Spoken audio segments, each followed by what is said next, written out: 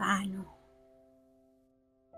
Hindi ko pa rin lubos na maisip na kung paano ko kinaya mga labang akala ko katapusan ko na. Katapusan na ng lahat sa buhay ko.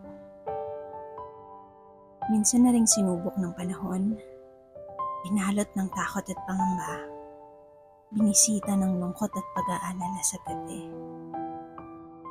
At maaaring pamilyar ang storyang ito kasi minsan ka na ding napatumba ng mga higante sa harap mo.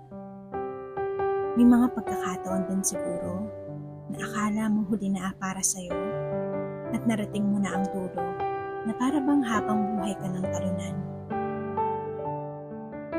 Pero look at you now, standing strong. Dati akala mo katapusan na ng lahat para sa'yo.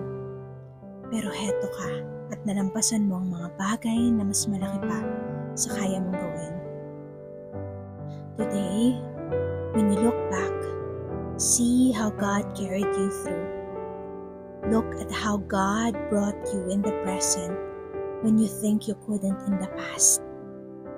Reminisce that very exact moment when no one else left in your life but God.